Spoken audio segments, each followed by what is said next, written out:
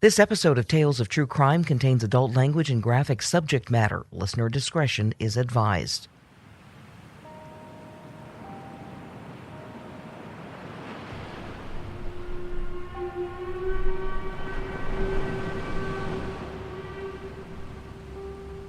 More than a century ago, Aberdeen, Washington was growing into a busy seaport. Situated at the spot where the Chehalis and the Wishkah rivers empty into Grays Harbor, Aberdeen was the perfect spot for the logging industry to harvest timber by the boatload from virgin forests of monstrous evergreens that blotted out the sun and dwarfed any man who dared have his photo taken next to one. Aberdeen had been home to a sawmill for 6 years by 1900 and took its name from a local cannery named after the Scottish fishing port of the same name. The shipping industry was booming along the Pacific coast, fueled by a very busy timber industry, and ships loaded with sailors from all walks of life came and went multiple times every day. The life of a merchant seaman was something of a transient lifestyle, and mariners were commonly roughnecks who carried their pay in cash and spent it liberally in the saloons and brothels which dotted the streets of Aberdeen and the surrounding communities. Conventional wisdom in the industry at the time dictated that once a ship docked, sailors, nearly all of them union workers, should immediately visit the union office, the Sailors' Union of the Pacific. There, a sailor could retrieve any mail that had been sent from loved ones at home and send replies, set aside savings from their wages, and if they had just finished a job, they could find new employment opportunities at the office. They were men with names like Henry and Hector and Seamus and Charles, and if everything had gone as expected, we wouldn't be talking about them right now. But everything did not go as expected. No, Aberdeen, Washington, today sometimes known as the gateway to the Olympic Peninsula, had different nicknames in the early 1900s. The hellhole of the Pacific and the port of missing men.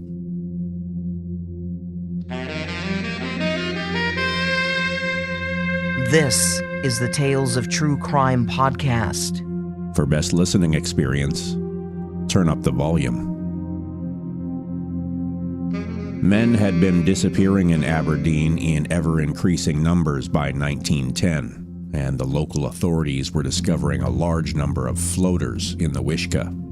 A man named William Ghoul, an official with the local sailors' union, was a vocal critic of law enforcement and demanded a thorough investigation each time a sailor's remains were found. When yet another victim was pulled from the river, Ghoul, whom everyone called Billy, was called to the muddy banks to identify the body. Yep, that's another one of my men. His name is August Schluter. By God, if we don't get some action out of you fools soon, there won't be any sailors left in these parts. Billy Ghoul was the kind of man most feared. He was a German-American immigrant, described by author Murray Morgan in his 1955 book The Last Wilderness as a short, round-headed, heavy-shouldered man. But what Billy Ghoul lacked in stature, he overcame with bluster. He was widely known as a blowhard, with a penchant for violence and outlandish stories. And most gave him a wide berth. Billy arrived in Aberdeen around 1900, broke, fresh off a spell as a bartender at saloons on the San Francisco wharves and in the wild and untamed Yukon. When he arrived in Aberdeen, some already regarded him with suspicion. It seems his time serving the rough-and-tumble clientele at watering holes along the coast happened to coincide with a flotilla of dead migrant workers whose bodies washed up not far from any place Billy called home. He got a job in a waterfront saloon, where he told one of the outrageous tales he would become known for. A story about cannibalizing another man while stranded in a whiteout in Whitehorse, Alaska. In 1903, Billy took a job as a representative for the Sailors' Union of the Pacific, and his position meant he was frequently the first point of contact for seamen arriving in port with their pockets flush with cash. Hundreds of men came and went without incident, but too many simply disappeared after paying a visit to Billy Ghoul, only to be discovered later floating in the Wishka or downriver in the harbor. If they came in groups, more often than not, everything went off without a hitch. But if a sailor came in alone and asked to send money or store valuables in the safe, that sailor often vanished. So many men disappeared in Aberdeen that locals began calling the men the floater fleet. And each time a sailor turned up bloated and dead, Billy Ghoul was regarded with suspicion, despite his calls for investigation. Unfortunately, nobody could prove Billy was responsible for the death of any of the sailors who had been disappearing at an increasing rate. Ghoul dove into his position as a union representative with relish. In 1905, Billy got wind of a plot by a local captain to cast off with a non-union crew. The ship, the Fearless, was tied up in port, the unionized crew on strike. When the Fearless steamed across Grays Harbor for the Pacific, someone alerted Billy Ghoul, who commandeered a launch and set off in pursuit with a crew of Union enforcers. When the Fearless spotted the pursuing boat, someone fired a shot, and a gunfight ensued. The sailors on the ship traded shots with Ghoul's small boat in a fusillade that lasted half an hour. Ghoul's launch was too small for the conditions, and the larger Fearless was able to escape. Not long after, Billy was arrested and charged with aggravated assault, for which he paid a $1,200 fine, not an insignificant sum for the day. As for regrets, he would have none. Billy would later say the fine was, quote, worth every penny, if only for the publicity and his reputation as a guy you didn't want to mess with. In another instance, Billy's sway with local law enforcement would prove useful. A local cigar store operator whose competition had driven one of Billy's businesses into temporary bankruptcy reported an encounter with Billy on the street. Hey, you ain't gonna be in business much longer, you hear me? The cigar store operator reported the conversation was amicable, but the threat was not empty. Later that night, the hotel that housed the cigar store burned to the ground, killing 2 people in the process. Sometime later, Billy was overheard in a local saloon claiming to have burned the hotel to the ground with a bomb triggered by the cutting-edge technology of the day, electricity. A passage from Morgan's book detailed the plot. Billy said, I used electricity to set it off. I had the damnedest time. I fastened the cord to his light circuit, but the son of a bitch hadn't paid his light bill, and it was turned off. I had to run a wire in from clear across the street to make it go. Despite the loud public confession to a sizable group, an officer who went to question Billy apparently decided he had nothing to do with the fire and returned without an arrest. We don't know exactly why. Billy's crimes happened in an era before the information age, when details sometimes escaped public knowledge, drowned out by the rhythmic din of expanding mechanical industry and the internal combustion engine. Billy was a man out of time, an outlaw just 30 years too late. And it's possible, like an Old West Cattletown sheriff, Aberdeen's law enforcement may have wanted to just stay clear of Billy whenever possible. In researching Billy's case, I caught myself wondering, is he a serial killer? Or is he just getting away with murder? Because Billy Ghoul wasn't fooling anybody. He was an extremely violent man, and people knew it. Rumors ran rampant about Billy.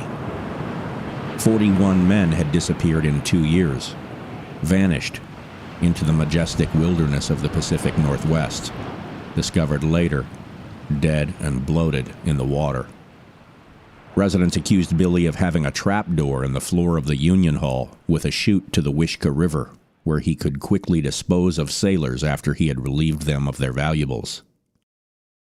He once confessed to sending a Swede onto the pier on a wild goose chase, only to shoot him in the head and watch his body wash itself away downriver into the harbor. He confessed it to an acquaintance. Despite the confessions, the suspicions, and his criminal record, Billy managed to remain a free man for years more in Aberdeen.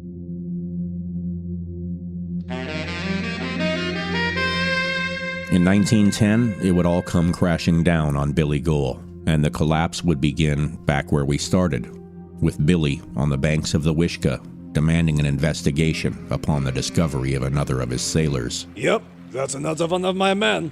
His name is August Schluter.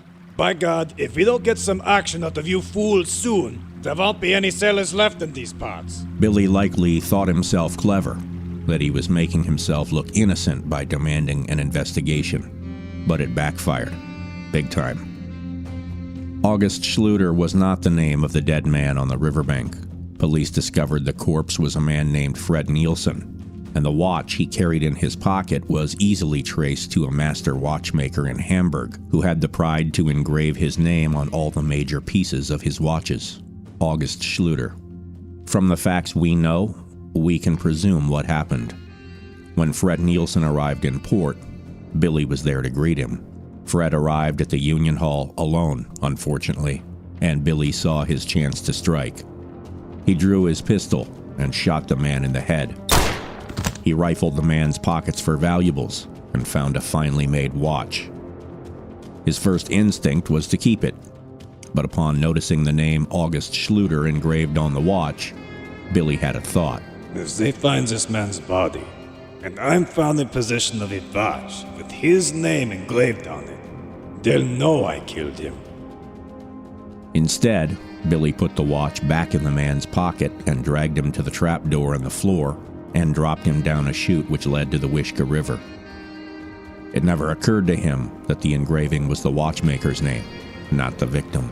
Yep, that's another one of my men. His name is August Schluter. When the police pulled the body of Fred Nielsen from the water, and Billy incorrectly identified him by the name on his watch, the police knew Billy has seen the watch. It was presumption in the eyes of the law, not the kind of hard evidence that would bring charges, but it was impetus enough to spur a new probe, a careful examination of Billy Ghoul.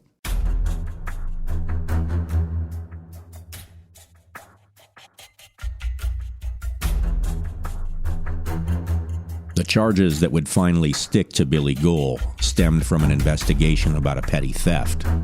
Billy was accused of stealing an auto robe. If I can digress for a moment, I had to educate myself on the auto robe, also sometimes called a lap robe, which was a garment worn by drivers of horse-drawn wagons and early cars of open-air design to protect themselves from the cold and snow and mud. They were made from rubberized canvas and resembled an oversized hybrid of overalls and fishermen's hip waders. Billy had been accused of stealing one.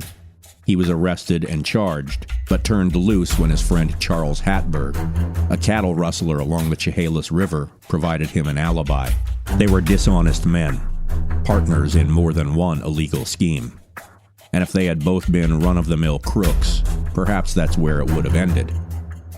But Billy was a next-level madman who could not tolerate another man having leverage, power over him. When word got back to Billy that Charles Hatberg had been seen talking to a deputy sheriff, he was sure the shoe was about to drop. Billy was concerned Hatberg might blab about an occasion when Billy had shot another man's cow, then tried to claim it was a wild cow. Technically, cattle rustling, still a serious charge in the early 1900s.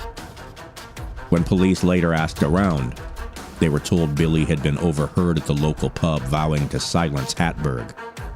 Several weeks later, the proprietor said, "Hey Billy, I haven't seen Charlie around." And Billy's reply was direct. You won't. He's sleeping off Indian Creek with an anchor for a pillow. Charles Hatberg's body was later found right where Billy had said it would be, fastened to an anchor. Detectives attempted to follow the trail to Billy's rumored co-conspirators, John Hoffman and John Klingenberg, but discovered Hoffman had recently disappeared, and Klingenberg had boarded a schooner from Mexico. The sheriff sent word to the schooner, the A.J. West, that Klingenberg was wanted by the law. Klingenberg tried to jump ship, but was detained and returned to Aberdeen. When questioned by authorities, Klingenberg spilled the whole tale. Klingenberg testified Billy had killed Hoffman in the course of the operation, first by shooting him in the back, and then executing him with a shot to the forehead as he begged for his life. Do we know why Billy killed Hoffman? I came away unsure if we know why. Hoffman had crossed Billy in some way previously, and Billy took advantage of the opportunity to do away with him. Billy and Klingenberg dumped his body overboard before they arrived at Hatfield's cabin. The next day, Billy demanded Klingenberg kill Hatberg, and he did. Klingenberg would testify, Billy looked at me and said, "You take him." And I knew I had to. There wasn't anything else to do. He had a great deal of animal magnetism. I knew if I had not done it, Billy would have shot the pair of us. Billy and Klingenberg disposed of Hatberg in the salt flats and returned to Aberdeen. As news of the disappearance of John Hoffman and Hatberg spread, Billy asked Klingenberg to go for a walk on the beach. The Aberdeen Herald reported on April 7, 1910, that Klingenberg testified, "He was over-anxious to get me alone, and I had some good idea in my head that Billy Ghoul wanted to try to get me into a place that he could put some lead in me." Wisely, Klingenberg declined, escaped aboard the A.J. West, and lived to tell the tale at trial. In his defense, Billy tried to argue Hoffman and Hatfield were off in Alaska working as keepers of a lighthouse. The prosecution refuted his claim by bringing Hatfield's severed arm, preserved in formaldehyde, into court so the horrified jury could see distinguishing tattoos and verify for themselves that Hatfield was not in Alaska. He was dead. The .38 used to kill Hatfield had been found near his body and traced to Billy, who was convicted and sent to prison for 2 murders, Hatfield and John Hoffman. Klingenberg was sent to prison for 20 years for his role in the crime.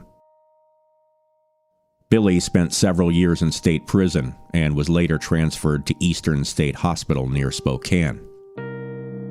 He suffered dementia due to syphilis left untreated and died in 1928.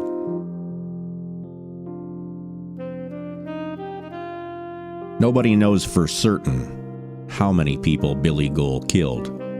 As is so often the case, the story is incomplete, eroded by time. We don't know for sure whether there was actually a trap door, whether he was diabolical or just mean and lucky, or whether he ate a man in Whitehorse. There are many unknowns. Most believe Billy is responsible for every one of the 41 men who went missing in Grays Harbor between 1908 and 1910. Others said it might have been 141, and some have speculated his body count might be as high as 200 if you count the men he likely murdered in Alaska and the Yukon and San Francisco. We also wonder if Billy could be diagnosed in today's terminology. Exactly what was his deal? From my layman's perspective, I would say he could have been a pathological narcissist with borderline personality disorder, or an antisocial psychopath. We can't examine him and know for sure, and records are incomplete. One oddity about the crimes of Billy Ghoul when viewed in the context of better-known serial killers is motive.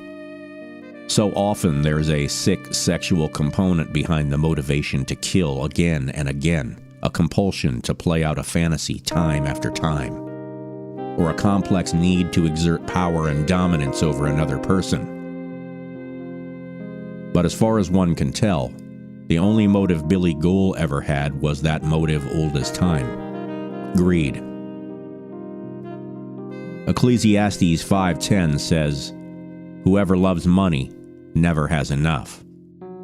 And Billy Ghoul never had enough. Couldn't get enough. With unapologetic malice, Billy Ghoul pursued the almighty dollar. If you met him alone on the dock at the Union Hall, you deserve our sympathy. Because in that final instant, with his gun pointed at your head and his eyes black, you understood why he was known as the Ghoul of Grays Harbor.